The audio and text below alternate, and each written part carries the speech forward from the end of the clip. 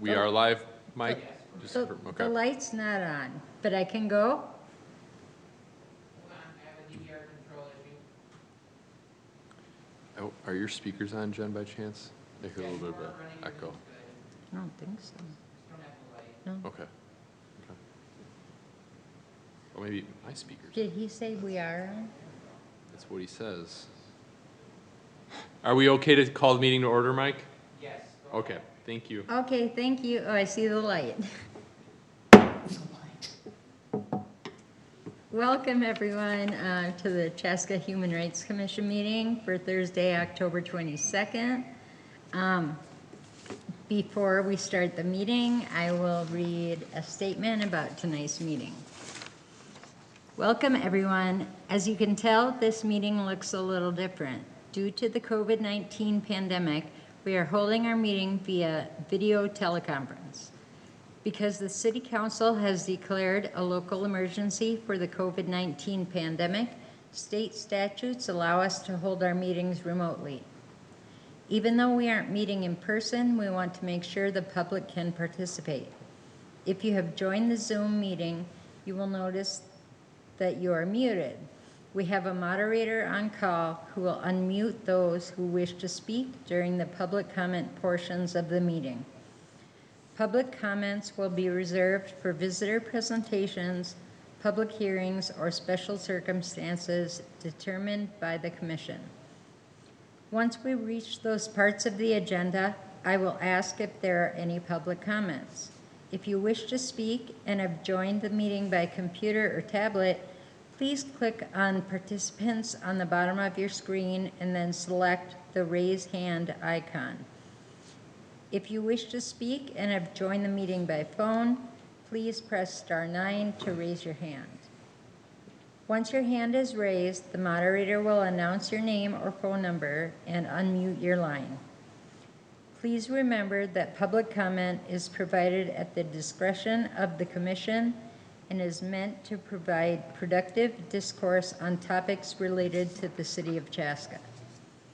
Speakers shall refrain from any comment or behavior that is deemed disorderly, derogatory, obscene, indecent, or off-topic. Any person engaging in such speech or action may be muted or removed from the meeting. Those of you watching online or on Comcast Channel 15, please be aware of the following. Some of our commissioners, city staff, and presenters are participating in the meeting remotely. There is a delay between the live meeting and the broadcast.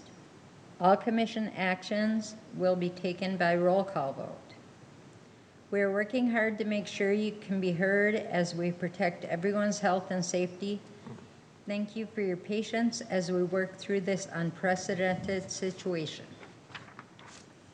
Okay, let's have a meeting. First thing we'll do is call the roll. Nate. Yes, Commissioner Bean, Here. Commissioner Dunbar, Here. Commissioner Welbert, Here.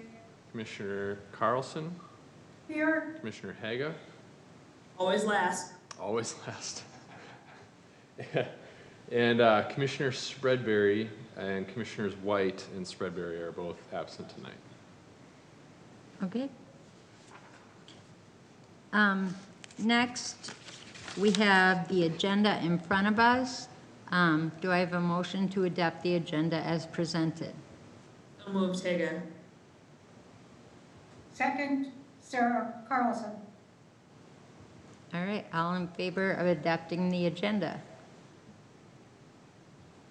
Roll call.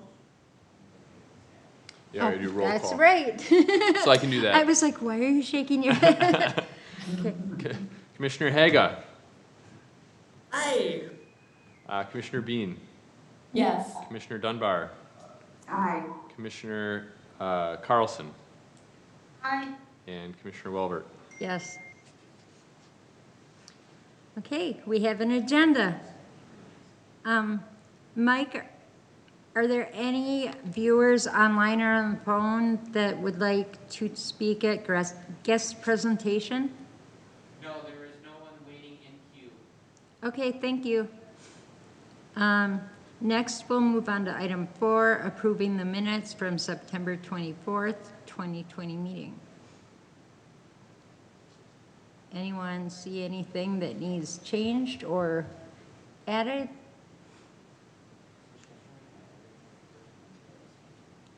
Okay, do I have a motion to approve the minutes from September 24th?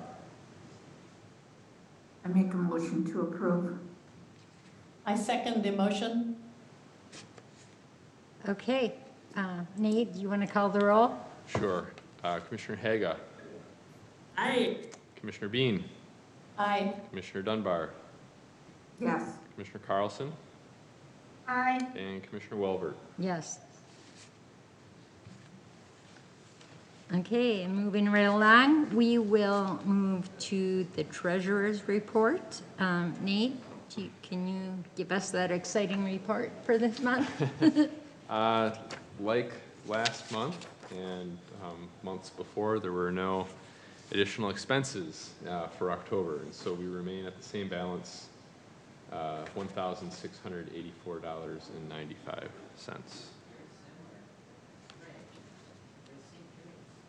And then moving on to item 6A, we have a report from Nate talking about the MLK subcommittee. We've had a few meetings in the last couple of months, and Nate has summarized it in this report. A few things I want to note are that MLK Day is January 18th, 2021. And we have decided that we will be going forward with some kind of program still to commemorate that day, although it won't be a breakfast. Because of COVID-19, we have decided on the subcommittee that the event is best presented as a virtual event.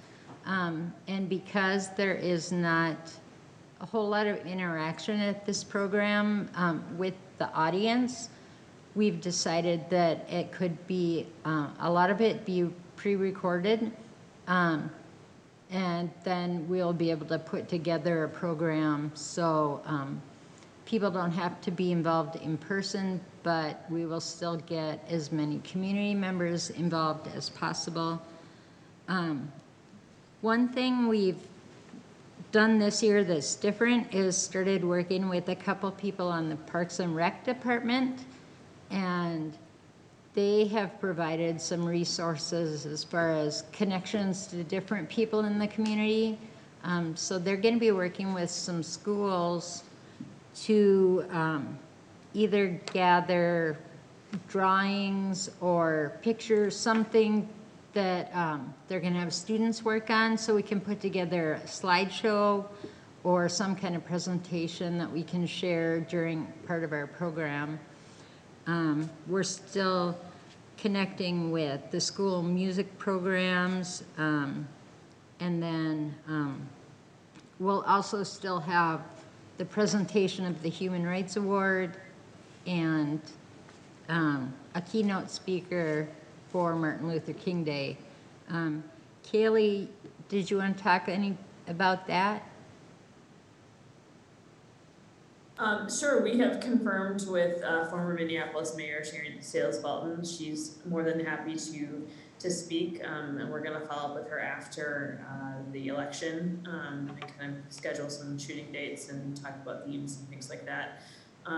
And Nate, I think you were going to kind of bring up the topic of maybe an honorarium, and because I did tell her that we did have an honorarium that we have provided in the past, but I don't know what that amount is. And I know I did tell her that that it was a modest token of gratitude for her time and her remarks. So that might be something that we want to talk about today. Yeah, this year's MLK breakfast for Dr. Josie Johnson, we did offer her $200 honorarium for her time serving as a keynote. Ultimately, she hasn't taken us up on that offer, and so, but I think if we want to be consistent in our approach. That's the number that we offered last year, but certainly it's up to the commission to determine what they feel is appropriate.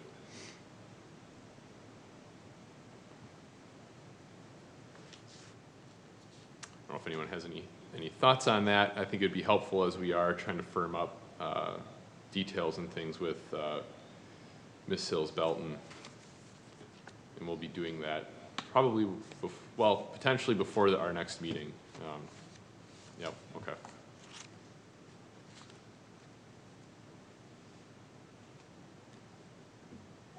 Does $200 seem appropriate to folks again? Yeah. I think so. I agree. I'd go bold and say 250.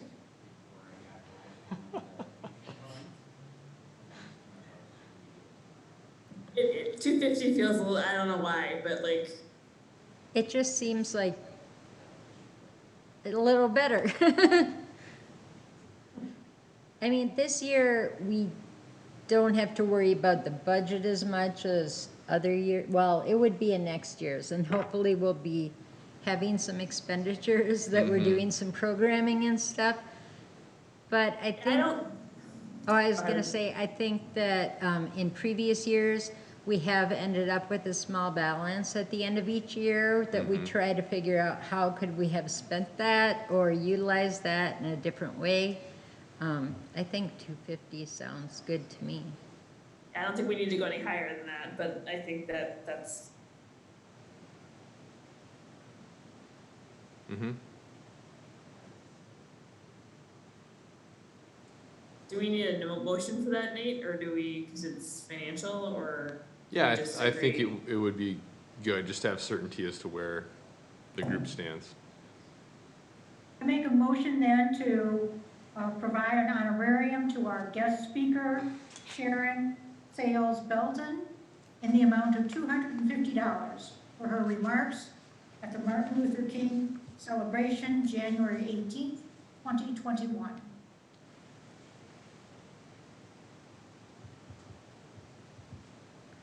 I second. Okay, Nate, could you call the roll then? Yes. Commissioner Haga, I- Commissioner Bean, Yes. Commissioner Dunbar.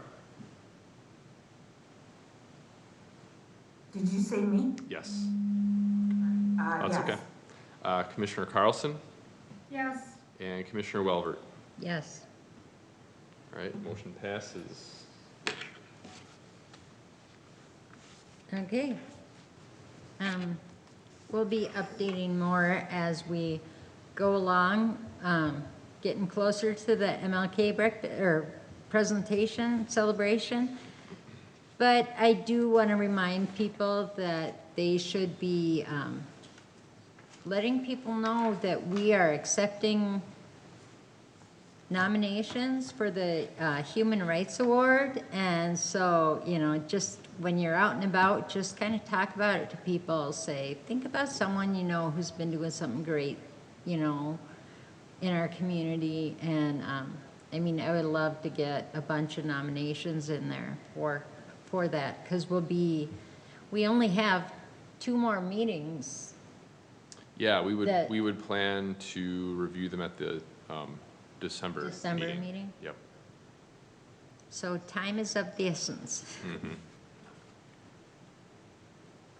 Moving on to item 6B, we have the Human Rights Commission Strategic Plan. And Nate prepared a report on that I won't read through, but you can read through. But I would love to hear from the people that were at the subcommittee meeting to kind of update us on what they've discussed.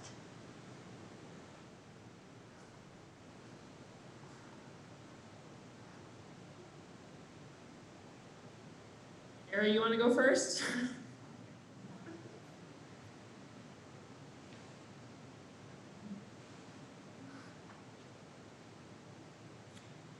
We met on I believe it was October 12th. I believe, I don't remember that exact date. And with us at that meeting with Seth and Kaylee and myself were representatives from the Parks and Recreation Department and our chief of police, along with city staff, Nate. And we talked about the results of our joint meeting with city council representatives. We took a look at what the municipal code currently states. We talked about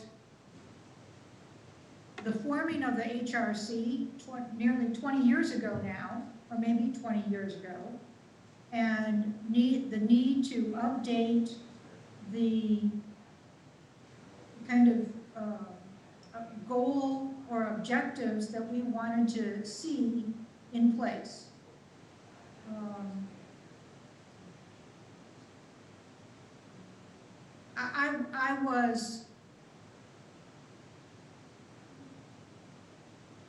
I was surprised that we spent so much time reviewing the survey, or the joint meeting, but I think that was necessary because we were bringing Parks and Recreation and the police department up to speed with us.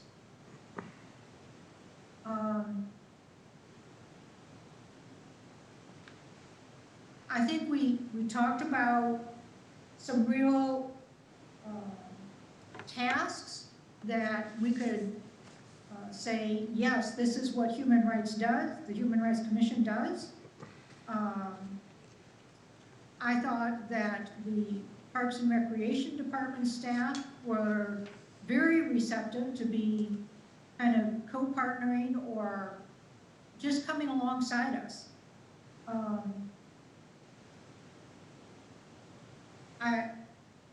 Sadly, I don't think we spent enough time listening to the new chief of police, but he too indicated that he was supportive and he would certainly include Human Rights Commission members in future efforts that the police department initiated. So I think that might be a summary, although Haley might have more. Sarah, as always, you do a brilliant job of summarizing things. No, I think it was a really good discussion. It's very clear that there's a lot of city departments that are anxious to partner with us and leverage the networks and resources of the folks on this commission to extend their reach and improve their programming to make Chaska a more welcoming place, which I think is a goal that we all share. And I think I spent some time looking through the draft strategic plan that Nate drafted after that conversation, and I think it captures it very well. I think there's a big opportunity looking at that ordinance that established the Human Rights Commission to kind of further codify who we are and what we want to do.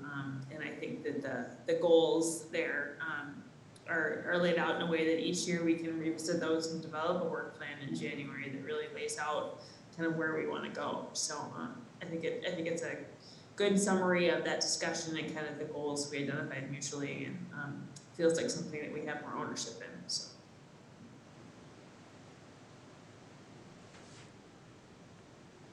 Nate, do you have anything to add? No, I think the summary reflects the discussion pretty well. So I think thanks to Sarah and Kaylee for that.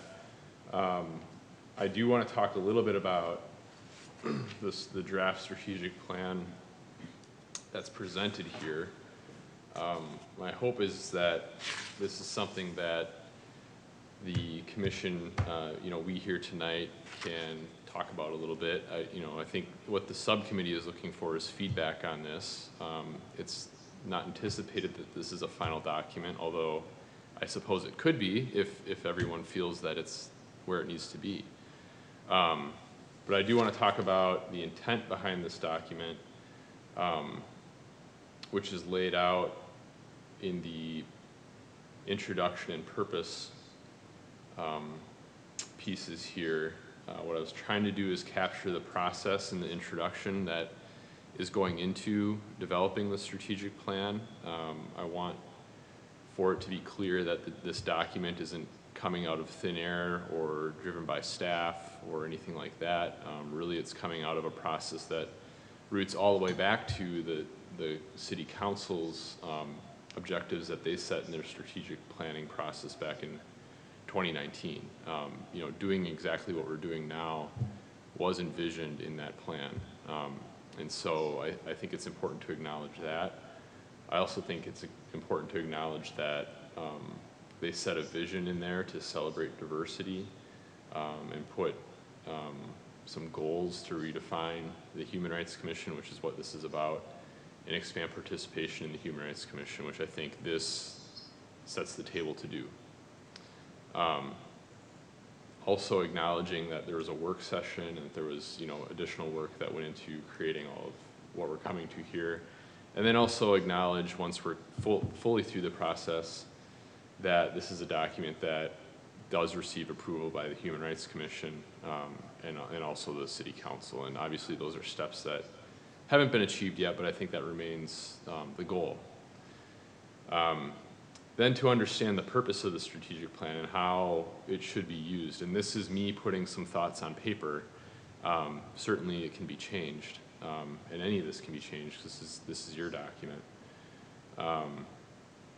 The goal here is that, or at least the intent behind the way I've put this together, is that we've got some goals and some implementation strategies that are outlined on the second page. And that this is a document that can guide work over the next, you know, ideally 2 to 3 years. And when I say that, I think it really reflects more the goals than the strategies that are outlined here. I think the goals here are something that should, you know, hopefully be broad enough that they are relevant for at least a few years into the future. And it's not to say that they can't be changed if they need to be. But I think that should be sort of the way that we think about them, is that they're broad enough that they're capturing you know, a body of work that we should be working on for some time. And then we've got our strategies underneath that, which I think are the more concrete, attainable things that, you know, maybe we're able to achieve over the course of next year, or maybe they, you know, next year in addition to, you know, 22 or something like that. Those are things that I think would be reviewed, you know, with a higher, I guess with a higher level of scrutiny, maybe towards the end of next year, leading up to what our work plan would be for 2022. I think we should view this as a living document. So it's not something that's etched in stone. It's only relevant to the commission and the council so long as there's buy-in to the document. And if there's a point where that isn't occurring anymore, that's a good signal that it needs to be refreshed and taken a look at again. So that's kind of the purpose that I'm trying to outline in that paragraph on the bottom of the first page. And then we get into the strategic goals and the implementation. And so the goals are really, I think, me attempting to capture what I think we landed on when we met as a subgroup. And I think that discussion was informed by the discussion we had at our last meeting, in addition to the survey that you all weighed in on, and the results are in the packet so you can see that. And then also, you know, bouncing ideas off of staff and some of the things that we had to talk about during the subcommittee meeting, I think also helped to inform kind of where this is going. But really, I think the goals, I feel, are really driven by what I've heard from you all. The implementation, I think, comes out of the subcommittee discussion for sure. There's also things in here that I took directly out of the summary report that the Fersmans put together out of the work session, the joint work session that occurred. And there's also a couple in here that I took verbatim out of the council strategic plan.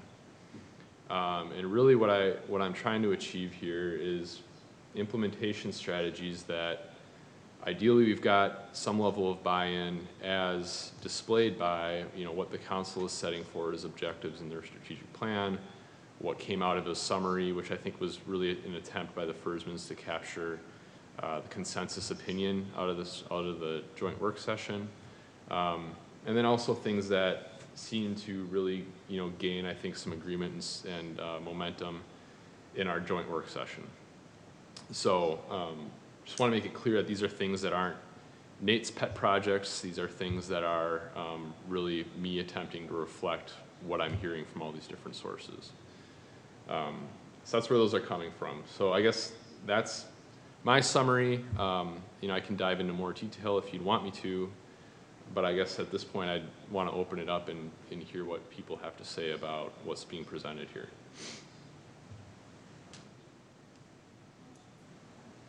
Well, I said I think at the last meeting, I think strategic planning nerd. I have written a number of them.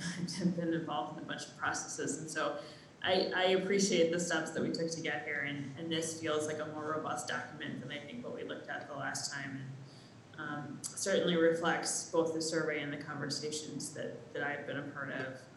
What I fully agree. A strategic plan is only as good as the people that are implementing it, and it needs to be a living document that reflects the vision and the priorities of the people on the commission. And I feel like the framework here is one that, like, at a January meeting, we can develop a work plan for a year within this that really gives us some actionable implementation items and some metrics to move forward and judge, like, are we really moving the needle for the community? Do we feel like we are fulfilling the role that we have been charged with as we take on work in the commission? So I appreciate the work you did pulling it together.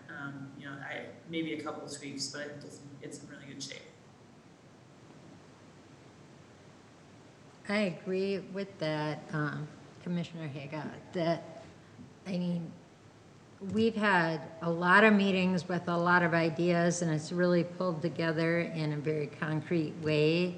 I think it highlights what the running themes have been through all our conversations.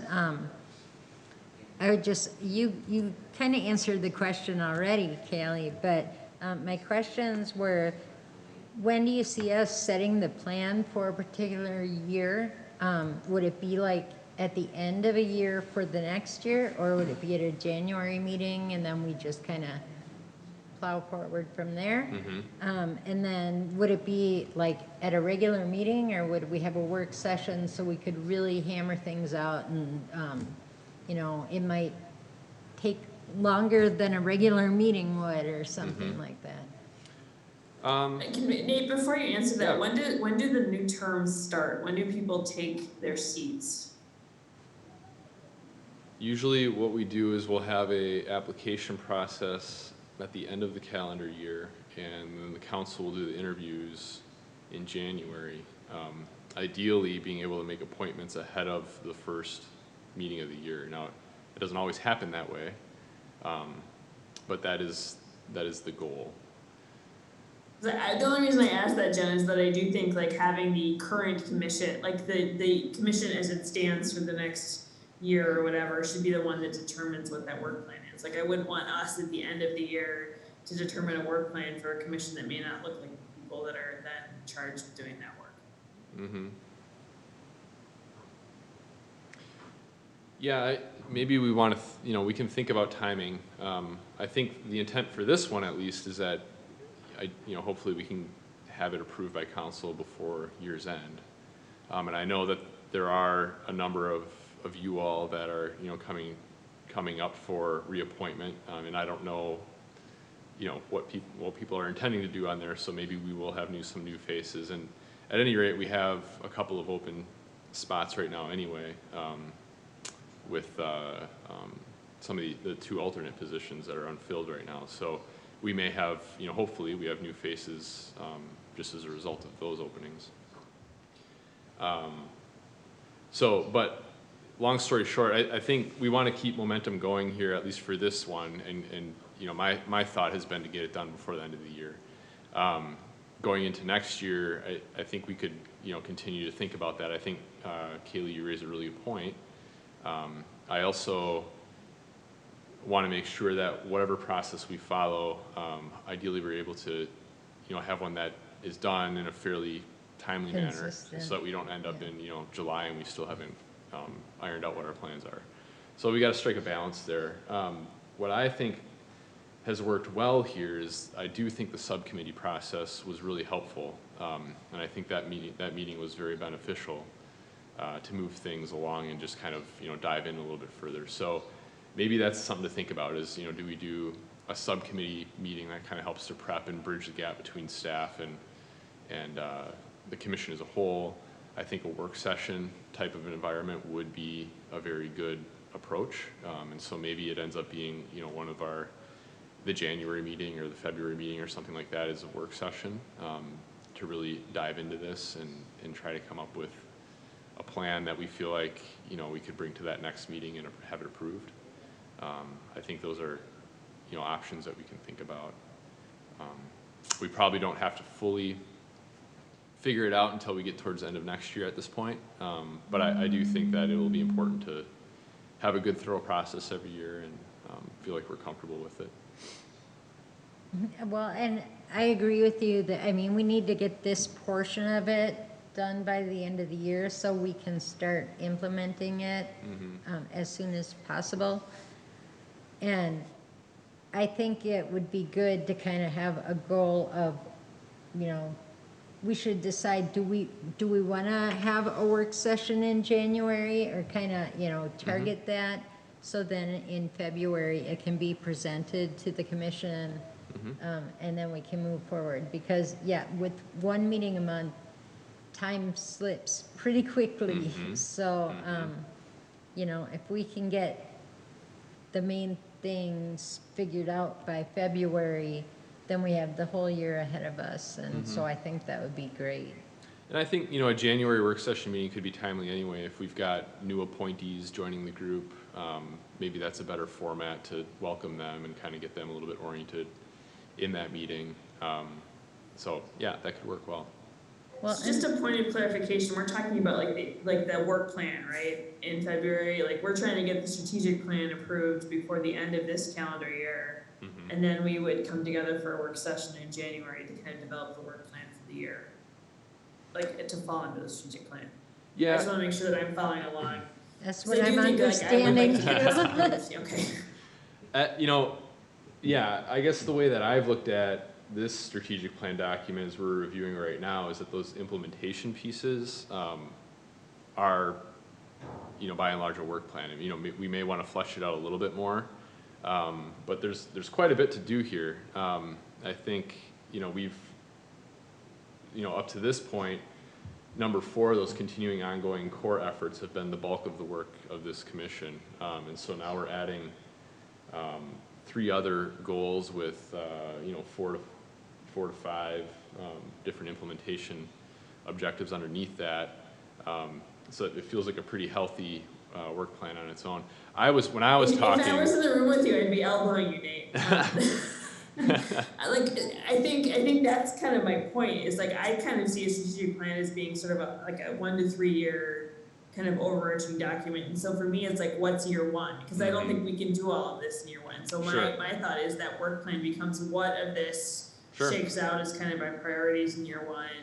Like I'm looking at the ordinance, like I think that's a big chunk that we want to get cleaned up. And so that was my thought. It was that like if we can get this overall plan approved before the end of the year and then come together and figure out what do we want to tackle in year 1, what feels like it's within our reach.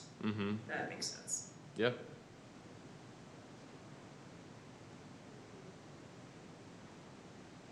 Yep, I think that could work. Well, as I look at the plan as presented, I think it provides a really good roadmap for how we can move forward. I don't specifically see anything that sticks out and concerns me, or, you know, that it, I think, needs tweaked too much or anything. do we need to have, approval as it stands, or are there any other people that have input before we discuss if we should approve this to send to council to approve?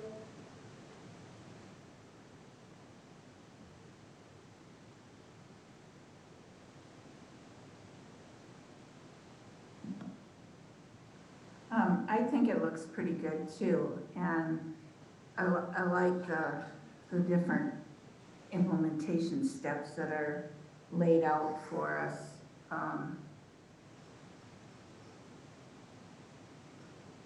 I guess I'm fine with this moving forward the way it is, if that's what everybody else wants to do.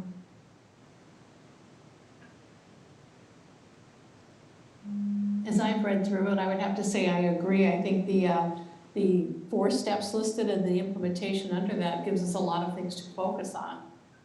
And I absolutely agree with Kaylee. It looks like we're gonna need to pick 1 or 2 of those things out of there to work on them at a time, but it's given us a really nice direction. Yeah, it's a really good summary and a good set of goals for us to focus on. Yeah, I like what I'm seeing there. I like watching Sarah's face. She's clearly got stuff to say.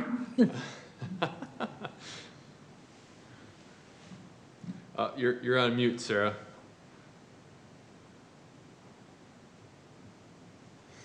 How am I now? Good. I agree that this details, or has details for us to focus on in 2021. I would like to point out that there's a good part of goal number 3, community engagement and education, like doing a web page, that I would hope that we would be able to partner with our communications manager for the city of Chaska, Kevin, who is mute and not showing his face tonight. But, Kevin's supposed to be on vacation, so I've been Exactly. attempting to get him to not join us on meetings this week, but he's failing to do that. Okay, well, somebody will help us work on our webpage. Yes, yeah, and if I can just interject quickly, the intent here is not that the Human Rights Commission members are, specifically doing all of these things. I mean, you all, I think, will continue to, work with this commission to strike a balance of, the hands-on work that you enjoy doing, but also serving more so and evolving into an advisory role as well. And so that's where, some of these things, as I look at them, have to do with, like the number 2, advising staff and council. There's a lot of things that I think, and ideas that our Parks and Rec department and police department have in mind already, that they're anxious to bring in front of you and get your feedback on. And it's not necessarily going to be a situation where they're bringing these things to you and expecting that you're carrying them out. It's they're bringing them to you, they want to hear your perspective and then take that perspective and kind of weave it into how they proceed forward. And so I think what you'll find by going, forward in this way and evolving the commission a little bit, and taking on that advisory role, is that your impact and your ability to accomplish, things is going to expand quite a bit in the next year. So.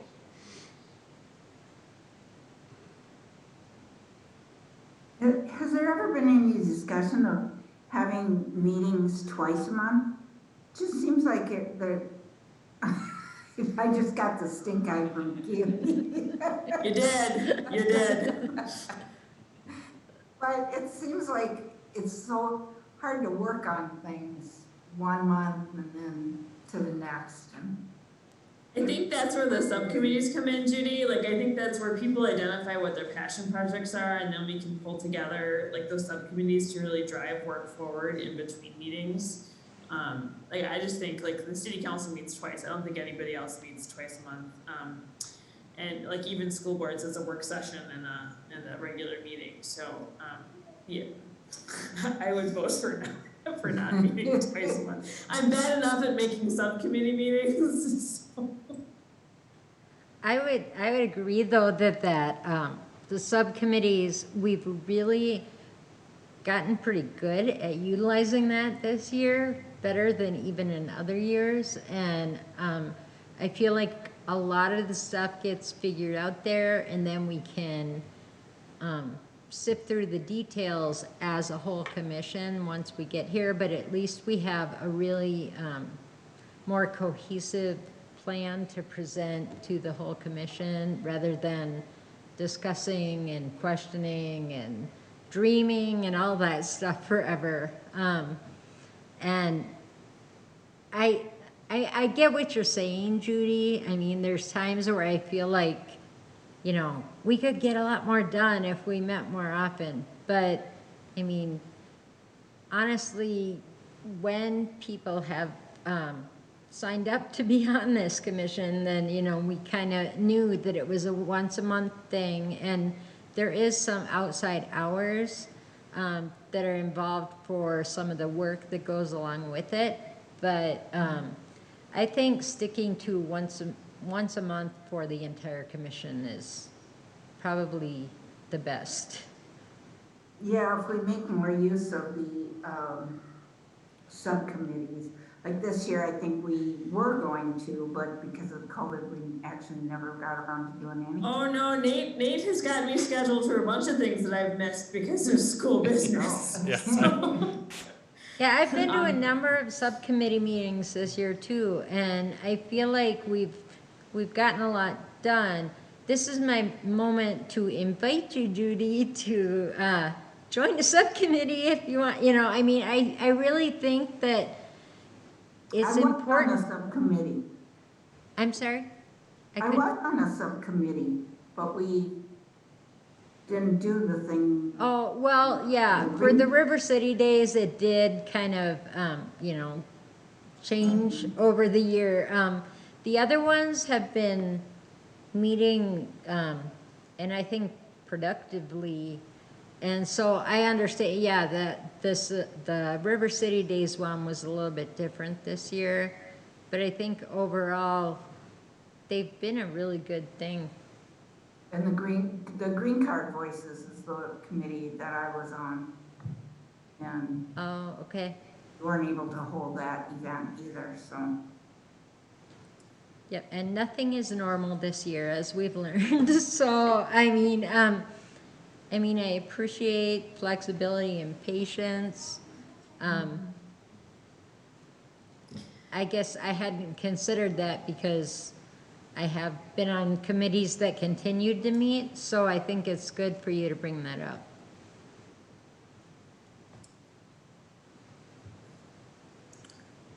Jen, I'm not sure if Sarah was done or not, but I did have a tweet because I can't not tweet things.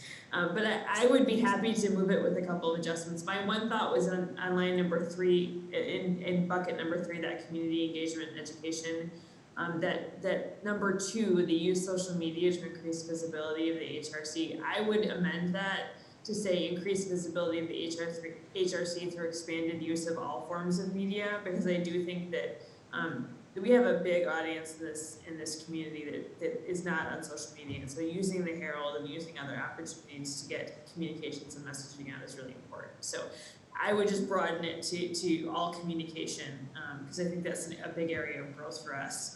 And I don't want us to just focus on social media, because there's a lot of folks we can reach through other methods. Yeah, I know even with the utility billing, I've had comments on that when we have little blurbs, you know, that are in your electricity bill, and people say, oh, I heard about like Marnita's table or something, or the MLK thing, you know, they heard about it through their bill. And so, you know, I was like, oh, good, people are reading that. Yeah, well, that is good. That's good to learn that.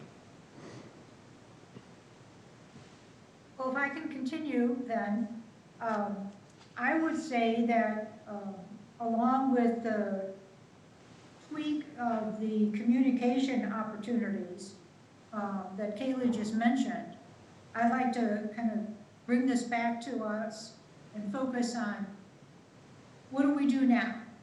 Shall we as a group take this and say, this is what we want presented to our city council?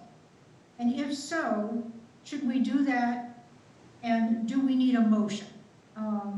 But I guess I just want to make sure that everybody has an opportunity to weigh in on the document before I make that motion.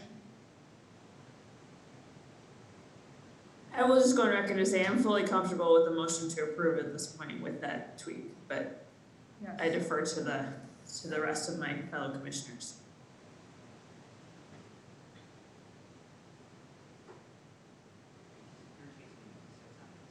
Any other input or concerns about the document with the addition of the tweak? That's the official term, you The know. tweak.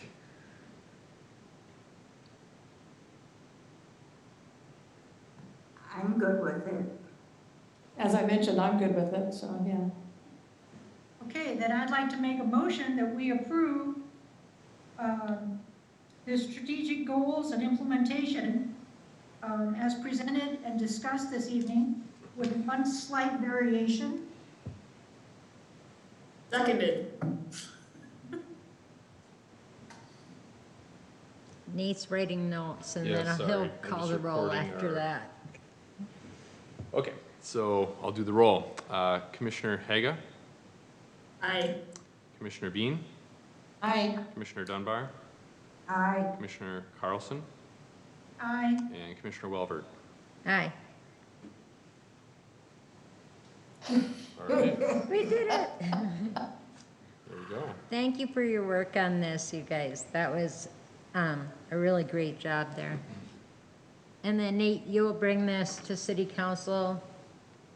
Yeah, For I approval? was honestly anticipating we would have another round of revision and another subcommittee meeting, and this would happen in November. But yes, we'll take this to the city council, and Do glad, you need I'm anybody to glad this present went as that, well as Nate, did. or is that just, I'm sorry, do you need anybody from the commission to present that, or does that just get stuck in the back of a packet? Let me check and see, how we want to go through the process here to get it to council. I would just submit in accordance with the newly approved strategic plan that I think there are members of the commission that would welcome the opportunity to present this to the council for approval. Yeah, and that would be my recommendation also. So I'll let you know. Now, maybe what I'll do is find out how we want to go forward as far as, which council meeting, because I don't know if it'll necessarily be the next one, but it'll be one in November, I would think. And how we anticipate that process occurring, what sort of discussion and things. Would it make sense that Jen is the chair, is the person who's doing that, or do you want to discuss who among you would be the appropriate person, or maybe there's multiples? I think that would be an option as well. I think it would be appropriate to have people from the subcommittee, if they would like to do it, because they've had the most discussion about it. I would be willing to do it as the chair, but I could certainly let someone else do that, so. I'm open to whatever.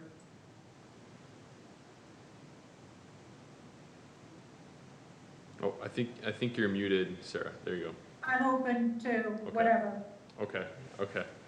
I think if you find out what meeting it's gonna be at, and then, maybe through an email with you, we Yep. can decide who's gonna be able to do it that night. Yep.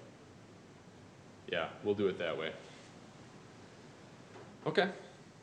Cool. All right. We're just ripping through this agenda. Wonderful. Yeah.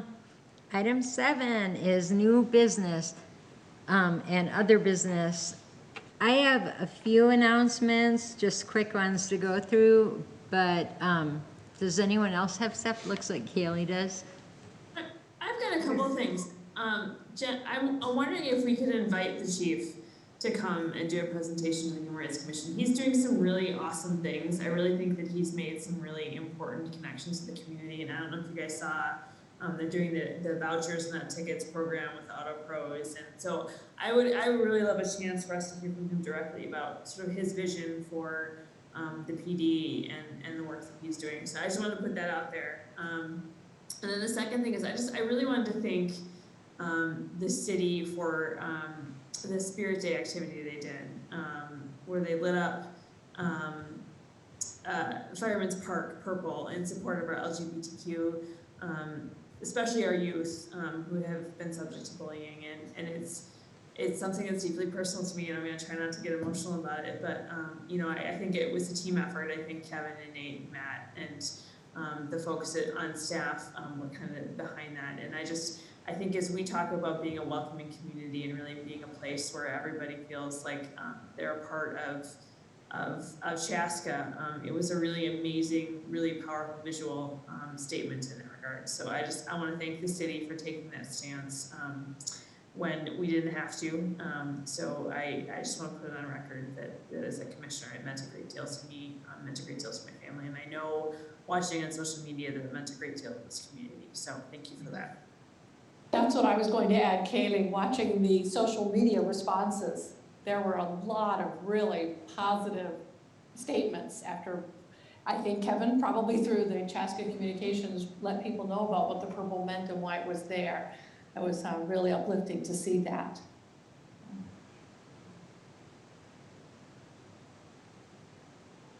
Thank you, Kaylee. Anyone else have any new business they want to mention? This might be coming up in what you were going to say, but I just noticed that our next meeting actually falls on Thanksgiving. So are we meeting the week before? We are meeting the week before, and that was in my notes. So, Okay. Yep. spoiler alert. Then, yeah, we'll be meeting the 19th of November, Yep. which is the week before we regularly meet. And I think we decided that at the beginning of this year when we were looking at the calendar. Mm-hmm. Same for December. Yes, December will be the 17th. Okay.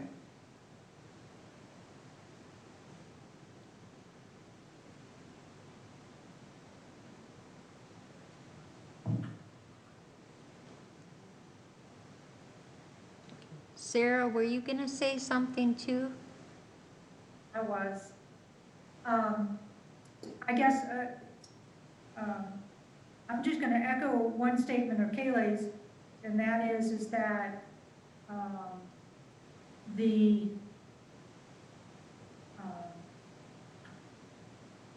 Auto Pros City of Chaska Police Department team collaboration is just it's an excellent step, and I was impressed with a recent effort on the Chief of Police's outreach to the citizens of Chaska through his letter asking for input.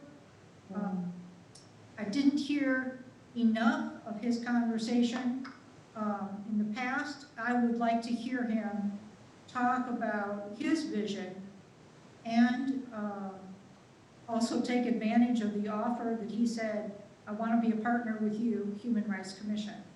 So those are the two things I wanted to talk about. And I'll just echo what others have said about the lighting at the park. I think social media really lit up, and I'm so thankful that our community made that statement. So thank you to all of us for making that happen.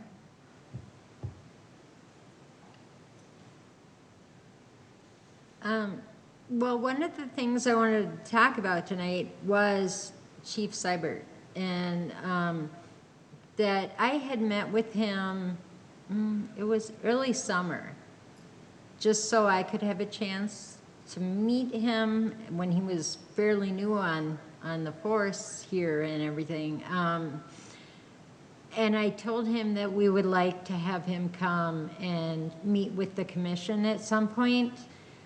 I did explain to him that at that point we were just working on the process of meeting with council, setting some goals between council and our commission about roles and expectations, things like that. And he agreed at that time that maybe he should wait a bit till we got that figured out a little bit more, so then we could, you know, provide him with some of what we're hoping to do in a more focused manner. And then also to listen to his goals. And now that he's been here for a while and kind of gotten the flavor of Chaska a little bit more, I think that that will be great to hear some insights and the plans that he has moving forward. So I think, you know, we could even see if he would want to come to the next meeting in November. Maybe give us a presentation about, you know, just his impressions and his goals and how he kind of sees us working together in the future. Yeah, I can ask him. So I'll extend the invitation and see if he can join us in November. If for some reason that doesn't work for him, we'll target December. So I would think between one of those two, and I know he and I have talked about it just like Jen talked to him, and it was the same message that he has every desire to come and meet with you all, and, you know, sort of share his perspective, hear from you, hear your perspective. But it's been sort of a matter of timing and when that's right. But I think, yeah, I think he'll agree. We're at about that time, so it'd be Yeah, good. definitely.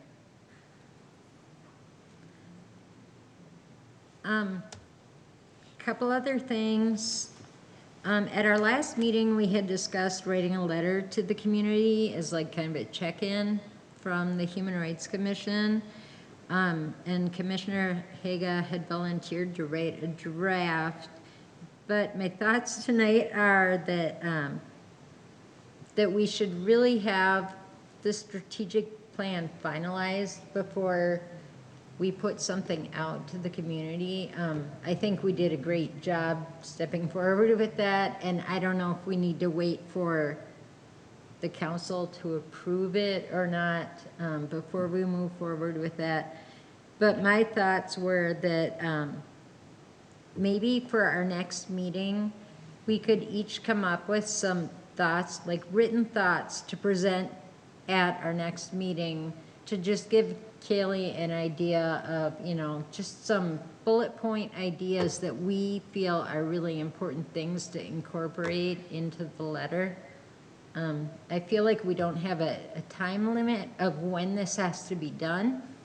So I think if we could come with some really specific thoughts, you know, rather than just kind of brainstorming right now, that could maybe be helpful. Yeah, Kaylee? that's kind of what I was waiting for, was at some point there was gonna be a group that got together and kind of figured out what were the key things we wanted to communicate to folks. And to be perfectly honest, I think no matter what the outcome of the election, there's gonna be a need for a message around community and coming together as a community and identifying where we can support each other regardless of election outcomes. So I do think that timing wise, it actually makes more sense for it at this point to be after whenever we have a chance to talk about it. But I'm happy to write it. I don't want to write my vision of what that should be. I want it to be something that reflects the whole group. I think just offer up, I guess, I think the timing to do it after the strategic plan has gone to council and you've got their buy-in, could present an opportunity to talk about the strategic plan. You know, kind of what are the things that the Human Rights Commission is looking forward to accomplishing and doing over the course of the next year. If we can time it just right, it might be a way to help encourage people to apply to serve on the Human Rights Commission. because we do have those 2 open spots that need to be filled. And by informing people of what you all are going to be up to, I think, you know, hopefully there's folks who find that intriguing and they'll want to be a part of it as well. So. Okay, so we have homework for next time. I'm just saying, if everyone can write down, you know, just some main ideas that you hope to convey to the community of what we're doing or what's important to you as a commissioner or as the commission as a whole, then I think we can, you know, provide some input for Kaylee to work her magic and write a beautiful letter.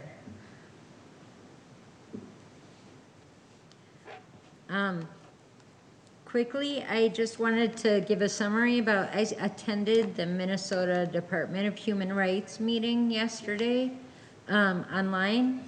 And so I was just gonna tell you a couple highlights from it. It included about 15 people from different local human rights commissions from around the state. There was people from like Eden Prairie, St. Cloud, Anoka, Moorhead, and other cities. And the Department of Human Rights updated us on some cases that they've recently worked on. And then they also notified us about a discrimination helpline that they've implemented.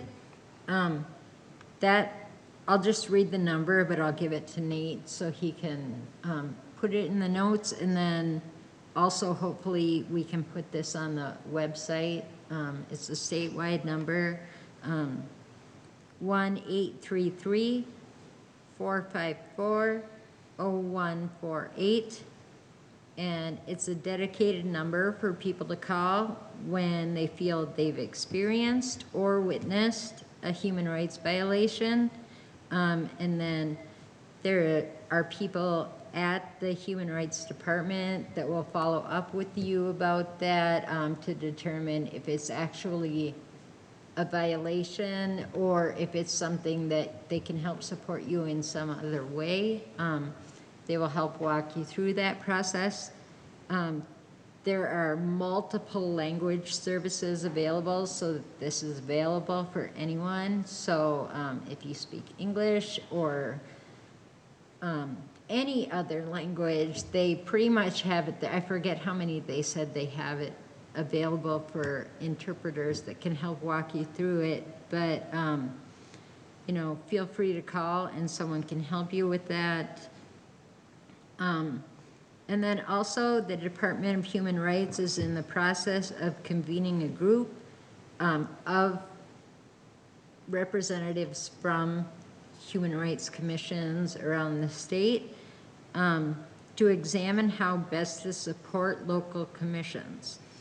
And the committee is going to meet in the next couple of months, and then they hope to provide workshops and networking, communications, and support for the local commissions. So stay tuned. Hopefully we'll be hearing more about that soon. And I think it was really nice to just kind of meet and hear from people from the other commissions. A lot of the things I heard from them are things I hear from our commission. Trying to figure out how best to serve our community, where we can be effective, just ideas about different things we can do for community involvement and to uplift or highlight, you know, certain educational opportunities, just to be the best commissions we can be. So I'm hoping to attend more of those meetings, and I would encourage you to check one out sometime, because I think that it just offers some great insight, made me think about different ways that we can do things, or that we could share ideas that are working in our commission here. So I thought it was great. And then lastly, just a reminder that we've talked about this a couple times tonight, but there's currently 2 vacancies on the Chaska Human Rights Commission. So I encourage you to reach out to your circles of friends and different groups that you're in and invite people to apply to serve with us. I think that, you know, it'd be a great opportunity to involve more people and, you know, get different perspectives. And I think we'd get some new ideas about ways that we could be better, you know. We're always striving to be better and be the most effective commission that we can be. And then also that 5 commissioners' terms are ending at the end of this year. So please notify Nate about if you plan to seek reappointment or not, just so we kind of have an idea. There doesn't have to be an official letter either way, but it would just be kind of nice to know what's coming up for next year. Thank you. Jen, are those application materials available on the website already? Is that live for the seats? The application materials should be on there. They were included in last month's packet as well. So you can receive them that way, or if you'd like, maybe just to make it easy, I'll just send it out. I'll email it to all of you. So Yeah, if there's a link on the website, it would be great to share it. I'm just thinking about in other spaces too, like if we've got people that we think we want to encourage to apply, it would be, and it may be out there. I just wasn't sure, knowing that the January, the interviews, I wasn't sure if it was supposed to be it or not. Yeah, I'll get that out to you all. I think that link is there year-round, Kaylee. So, but I know there was a couple changes we needed to make to it last month because we had to change the contact person and stuff on there. But Yeah. I think, you know, even the actual application part is on there, so. Yeah. Reminder that the next meeting is November 19th, so I'm sure we'll get a reminder again about that. And that's all I have for tonight.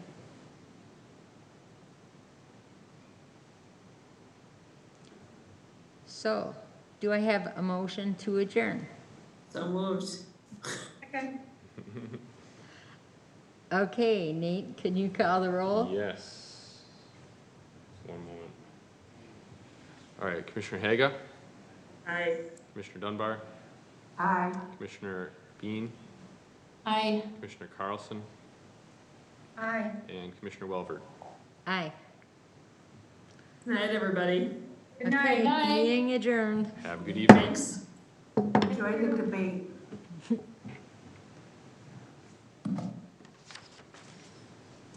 right. We should have plenty of time to get home then.